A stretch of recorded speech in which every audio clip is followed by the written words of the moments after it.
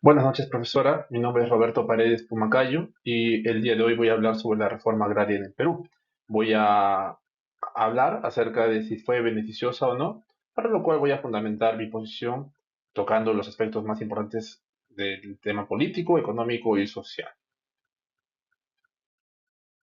Para esto voy a primero hacer una pequeña introducción, ¿no?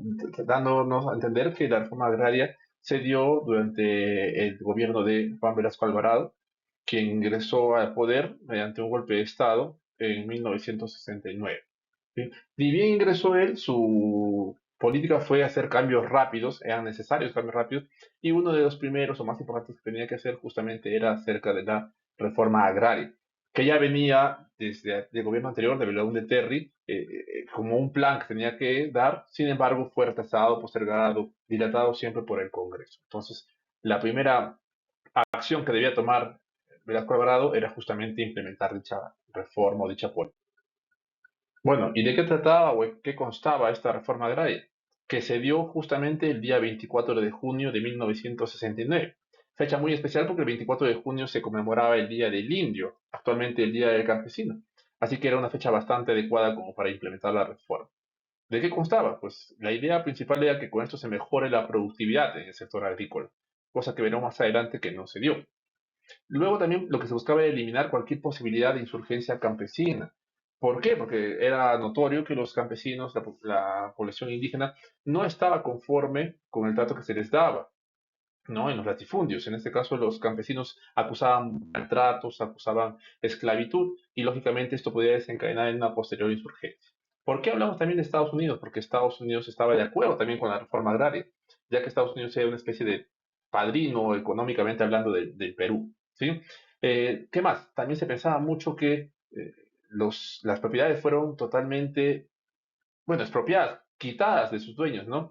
No fue tanto así, porque en este caso se negoció con estos propietarios para que el Estado les diera bonos de Estado, que podían ser utilizados para otro tipo de giro, de rubro que podían tener ellos, ¿no? Buscando así a Velasco Alvarado implementar una era también industrial, ¿no? Que cambien del tema de agricultura también al tema industrial. Estos bonos del Estado pues, eran a 25, 30 años, así que les daba el Estado todo el apoyo a estas personas para que puedan implementar, digamos, sus nuevos negocios, sus nuevos giros, para que puedan seguir trabajando.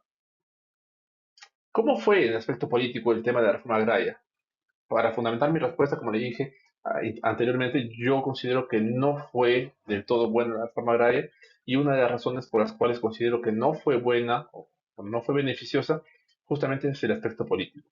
Inicialmente, la reforma agraria contaba con el apoyo de todas las facciones políticas, ¿no? Hablamos de por el lado de la izquierda, por ejemplo, el APRA y el Partido Socialista del Perú.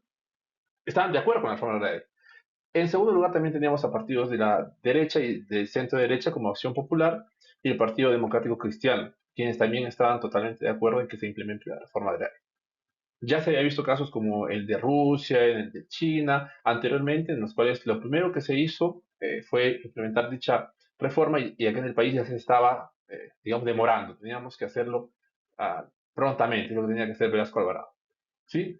Recordamos también que el aspecto político no era el más adecuado, puesto que se trataba de un gobierno que asume en base a un golpe de Estado.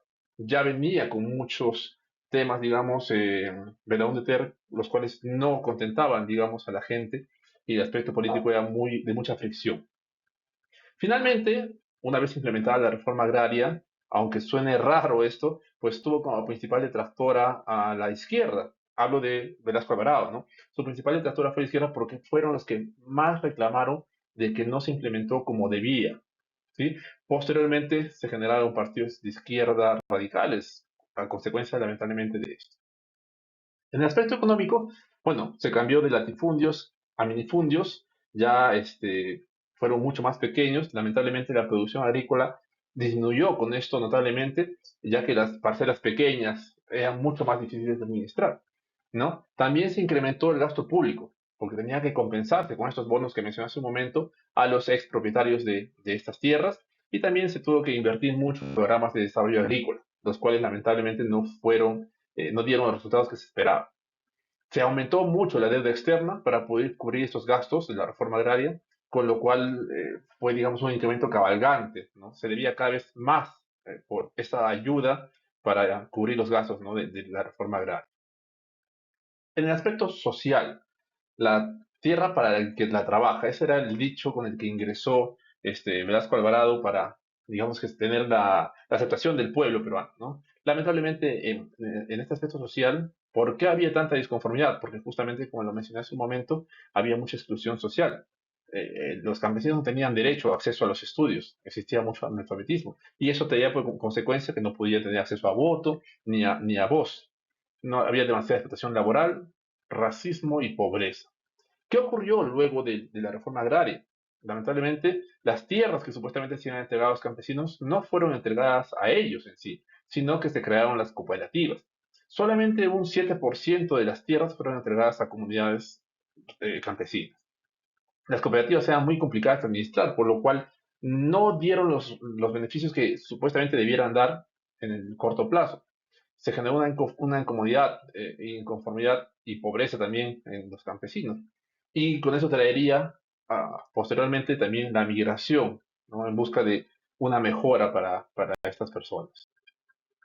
Bueno, y por estas tres importantes razones, nuevamente reafirmo mi postura, en la cual yo considero que no fue beneficioso la reforma agraria, no fue beneficiosa para el Perú en ninguno de estos aspectos, ¿no? ¿Cuáles serían nuestras conclusiones? Bueno, que la reforma agraria no se implementó como se había planeado o por lo menos como se esperaba. Segundo, se generó nuevamente una oposición marcada entre facciones políticas. Tercero, la deuda externa creció de manera significativa. Cuarto, la población campesina nunca sintió un beneficio de la reforma agraria. Y sexto, se empezaría a dar la migración hacia la capital.